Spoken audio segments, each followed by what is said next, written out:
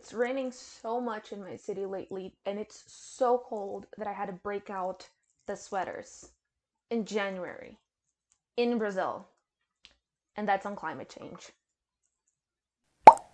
Hi, hello, how's it going? It's Lo. Last time that I recorded a video with one of these, I had a comment that said, I hope you're drinking something nice, and it was literally just water, and it felt so bad. But it's actually tea this time. It's been a hot minute, hasn't it? It's been a while. It's very like me to talk shit about J. Kristoff, dump the shit, and then just go missing for over a month. Very in character for me, if I do say so myself. This is actually pretty good. Today I want to explain a little bit more of my impromptu hiatus, and I also want to talk about the changes that this channel is going to face moving forward in 2022. A lot of things have changed in my personal life, and a lot of things will probably very likely change in this year, and so I have to plan and adapt this channel accordingly. So let's begin with the easiest part, which is my personal life.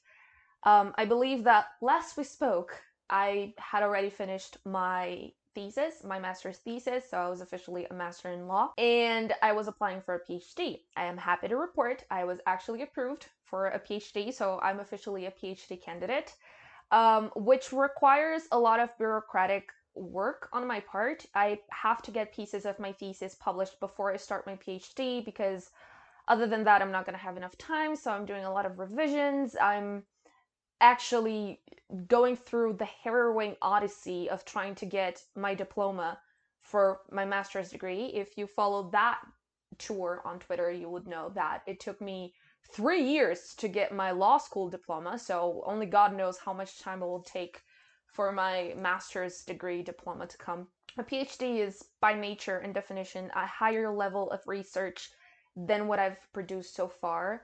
And unfortunately, to myself, I actually set up very high expectations for myself. Doing that is something that I've always wanted to do, and it's something that it's very important to me, but it's something that will require more concentration and more focus and a better directing of my studies. That's one way to put it, but it's something that I do have to prepare beforehand. I still haven't begun my classes. They will begin in March, if I'm not mistaken. Or April, depending on the calendar. COVID really fucked everything, but it's very likely that it's gonna happen soon, and so I'm just organizing stuff before this starts, and I was applying, doing the tests, doing everything that I needed, and this was something. But also, again, if you follow me on Twitter, if you really want to keep up with my life, you should probably follow me on Twitter, because God knows I don't know how to shut up on that website, but I actually got my official ADHD diagnosis at age 25. And this has been a very big adaptation process. I did not expect this to be such a huge adaptation process. Not only I'm trying to adapt to the medication, which requires a lot of attention and attention to detail, and I can't simply just take the medication and that's it. I actually have to take care of myself, which is abhorrent. Like, keeping this meat machine whole and functioning takes so much money and so much time. I would really like a word with the developers, because this is inadmissible. But yeah, I started ADHD treatment, and this not only includes the larger treatment plan that includes not only the medication, but a lot of lifestyle changes. I had to go back to doing exercise, so I'm unfortunately going to the gym now, which is not my favorite thing, but thankfully I'm actually back to pole dancing, so I'm back at doing pole dancing classes. It's been a lifesaver, so I'm doing a lot of exercise, and also, usually we think that getting your diagnosis is like the last step. You got your diagnosis and now things are only going to look better, but I got my diagnosis and then I got like 25 years worth of backlog trauma that I actually had to process, because once you have the tools and the vocabulary really to address your life as a person with ADHD, as a person with neurodivergency, then it becomes very clear that a lot of traumatic shit actually happened to you and you do have to address it. So this has taken a lot of my mental capacity and my emotional capacity to really be able to deal with and do YouTube. So I've been really reclusive for the past month because it's been a lot trying to deal with all of that and trying to deal with this diagnosis and trying to adapt my entire routine and adapt my entire life. It's been raining so much that my hair couldn't even dry properly, so it looks very weird. But what I was saying. Oh yeah, it requires a lot of adaptation on my part to be able to work with my brain instead of against it. And I have been working against my brain for 25 years. So it's been a lengthy process of trying to understand myself again and relearn myself again. And it's been very difficult, if I am to be very honest. I've been needing my therapist a lot for these past weeks. And so this is basically what has been going. I feel like you could call this a mental health break. It very likely was.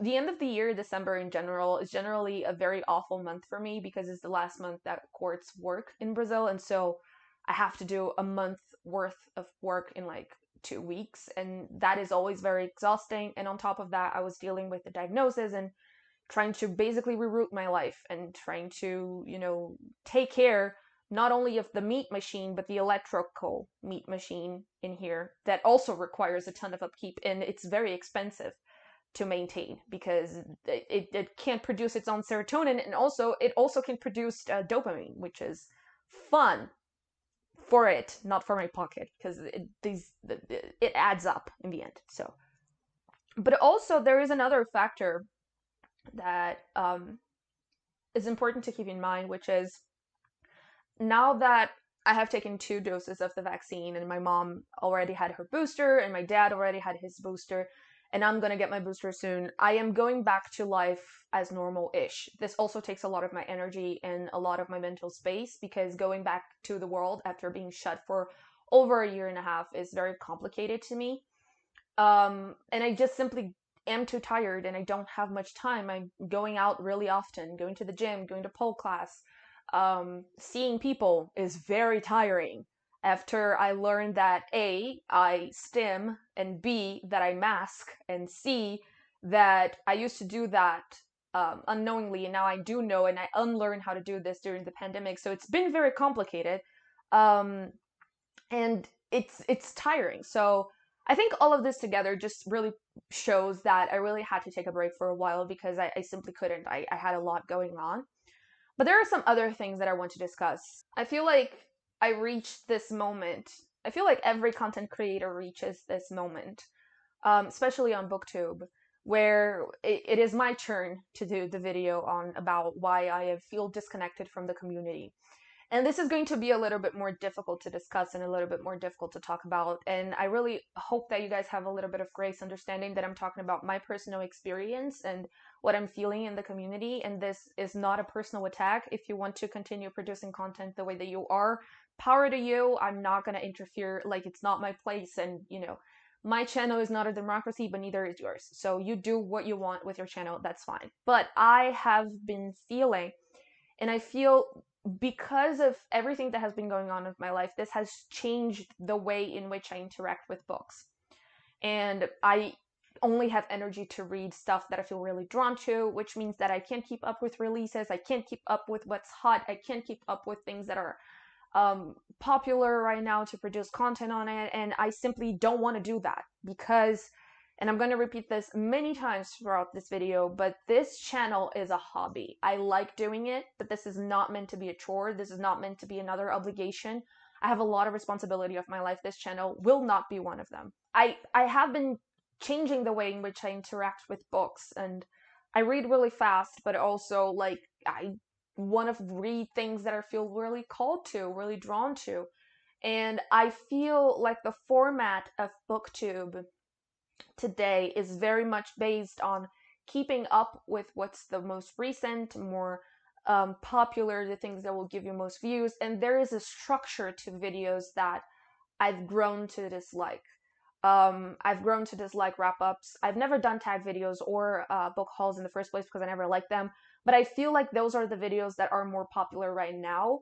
Like, I can't really find individual reviews. Like, I have people who I go to because I know that they do individual book reviews, and I like doing that. I like watching that, and I like doing that, really. But I feel like there has been a slow, or at least a diminishing of the content that I like to consume on BookTube, in BookTube in general. I don't know if this is a seasonal thing, or this is just me growing tired with things, or things have always been like that. I don't know exactly, but the structure of BookTube has not been speaking to me lately, and so I feel very disinclined to engage with content, really, and produce things that are somewhat popular and somewhat considered what a BookTube thing would talk about. And lately, in the last half of the year, most of you realized I've done a lot of video essays talking about things and recommending books about it, yes, but not necessarily having books as focus, and I really enjoyed doing that, even if those didn't get as many views. But I've really enjoyed engaging with books in this other perspective, instead of using the book to talk about a subject, and then offer the book. I feel like this speaks a lot to me, and I feel a lot more pleasure in doing the research and talking about it and reading the books that I'm going to use as research for a certain topic. And it just really fits with my desire to take things slow and produce better quality content, because I feel like I produce better quality content when I do more research, which I can't do if I kept up the schedule that I was having. And so I have been feeling detached from the community because I haven't been feeling the format, and because I sort of want to branch out and do other things as well. And I'm not exactly sure what community I'm going to be part of then. If there is a community for PhD candidate human rights attorneys with ADHD who have way stronger opinions about things that they ever should, please name them for me, and, put them below in the comments, because that's the type of content I want to watch, the content that I want to produce, and I want to produce content that I want to watch. Basically, it's that. So that is one thing. It's been feeling very stale for me, and I'm someone who really needs things to be kept fresh, and it's been feeling very not fresh for the last couple of months. So I've been feeling very withdrawn for the community, but that's not the entire picture of it.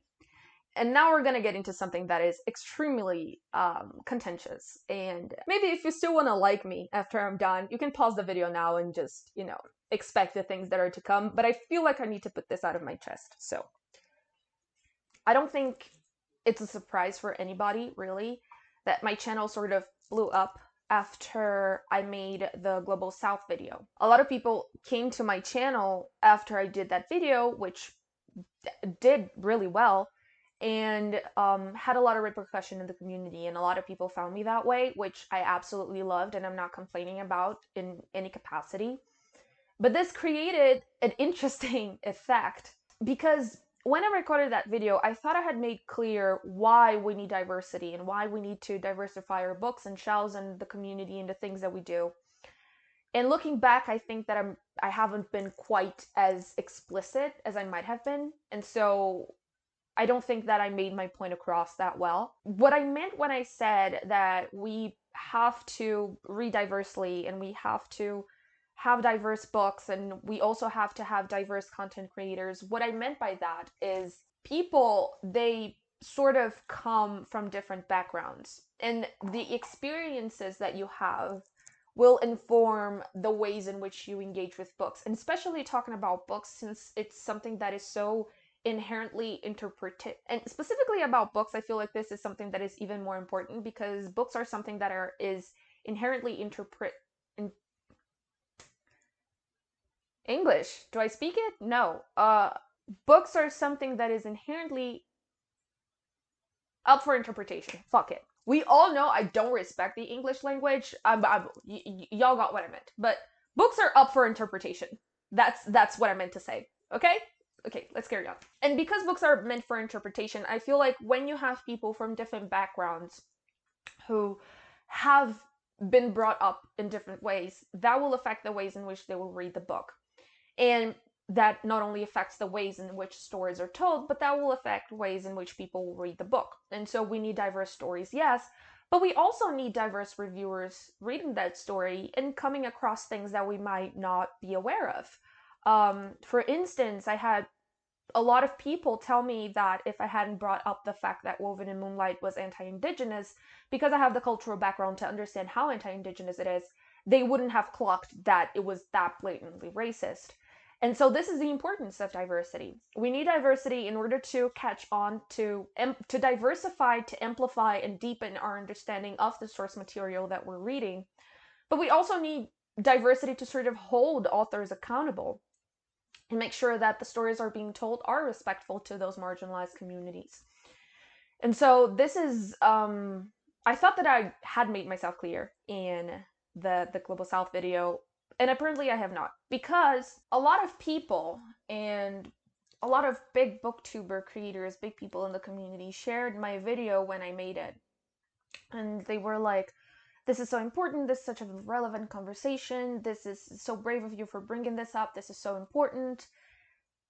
And again, I'm not saying that every big content creator that shared my video did this, of course not, but I felt a very pervasive ways in which this happened, which a lot of creators, and their majority white people, had thought that what I had to say was incredibly interesting and relevant and told me that and hyped me up and stuff. And they then did nothing about it. And this has been particularly interesting to see because the end of the year is the year where a lot of booktubers collab. And I've been looking at the collabs and the things that people have been doing, and it's been so harrowing to see how very little people of color are invited to that. The major ones and stuff, so very little content creators of color are called to that. And that being said, the amount of Global South content creators invited to those collaborations is basically zero.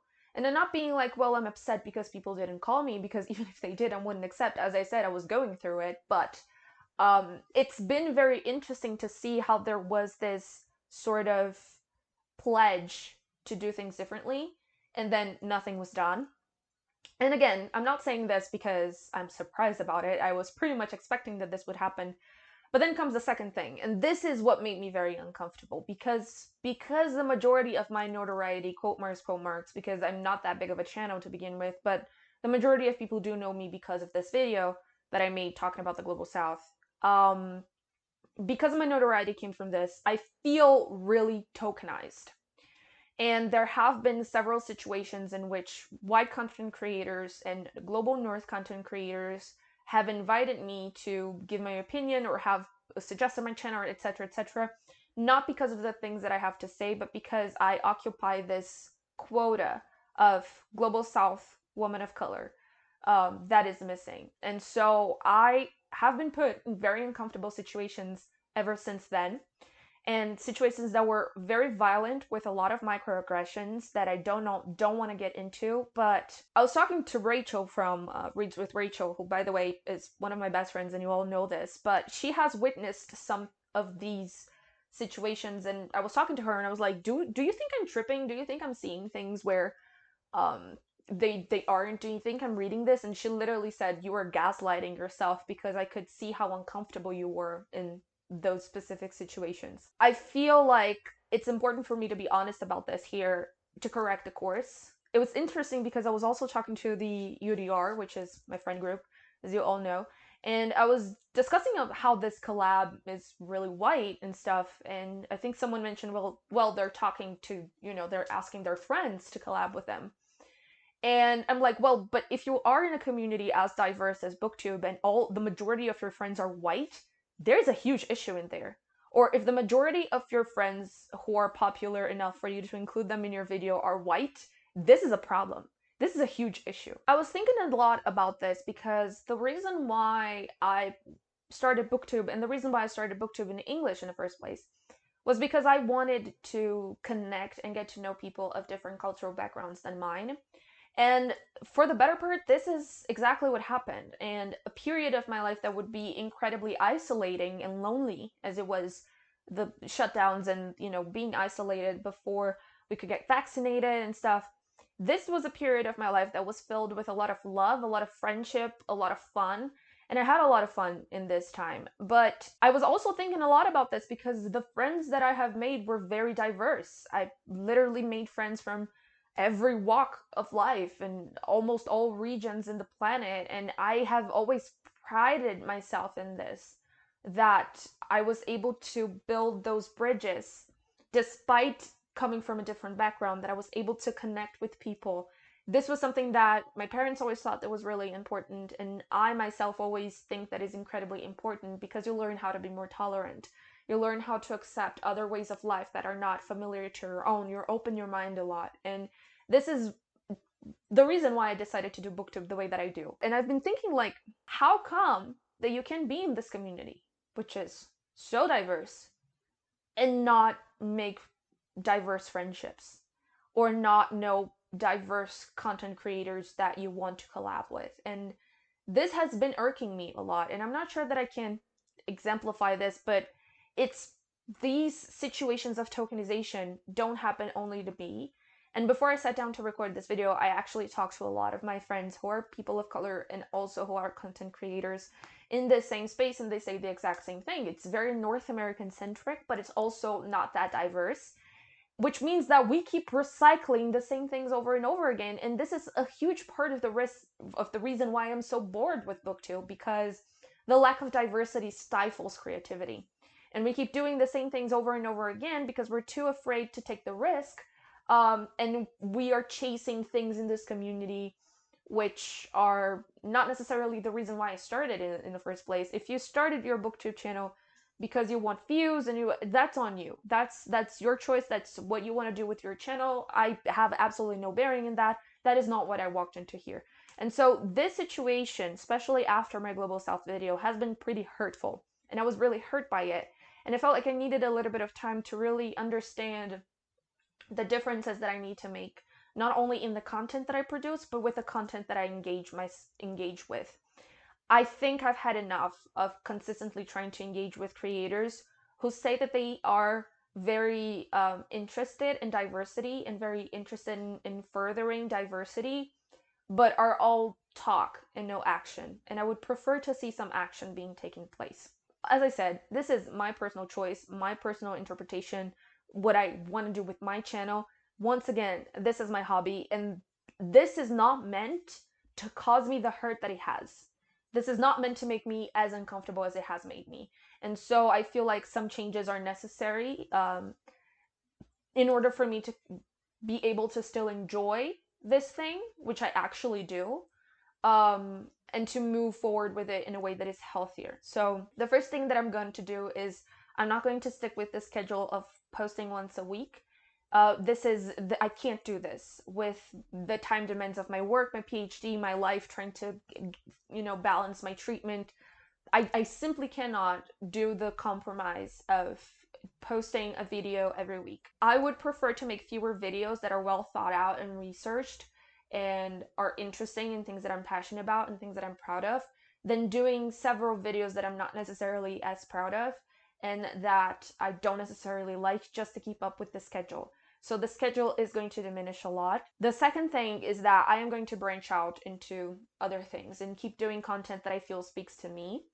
Now that I'm going out, I can do more vlogs and I can experience more things and share this with you. I feel like it's important to also share a little bit of my life with you, and I would love to more people from more diverse backgrounds to share a little bit of their lives, so we can have a weekend life vlog that is not just the same old, and you guys know exactly what I'm talking about.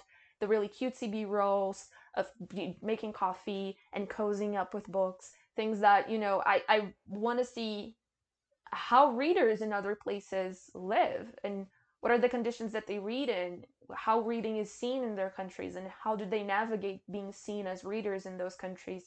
What's the difficulty of access, what libraries look like. And I feel like these are the things that I want to see, and the things that I want to see more. And so this is the content that I'm going to create, but more importantly, I'm going to streamline the people that I watch regularly, and to really be able to build connections with those people, which I feel like it's the most important part. And in trying to keep up with everybody, I find that it's very difficult to keep up with the people that I really want to keep up with. So I am really going to streamline the people that I watch frequently, the people that I comment, that I engage with, because I feel like this is healthier for my mental health. And I feel like by managing this time properly, I will be able to have a better interaction with the people who do actually watch my channel. Today, I took my medication and answered all of the comments that I hadn't answered in over a year. And I felt really good doing that because a lot of people have incredible content and incredible comments and really thoughtful things to say about my videos. And I love this. This is like one of the best parts of doing this.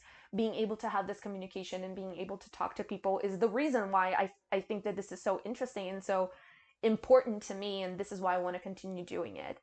But I really want to address the ways in which I will interact with the community, because this was never meant to be something that I had to fit myself in, and this was never meant to be something that I thought that would need so much adjustment for me. And I need to create a type of book content, because obviously I love books, as you can all tell, but the ways in which I interact with it have been, and specifically now, are very different from the ways in which the BookTube community interacts with. And so I feel like I need to detach myself a little from the community in types of the content that I produce and the things that I do put for the viewers, in order to feel better about myself and feel better about the things that I'm doing with my time. So this is just a really short update on my life and the things that I'm doing, but mostly to really set the stone for the changes that are coming in 2020. I really like being transparent, and I really wanted to be transparent about trying to navigate this community as a creator of color.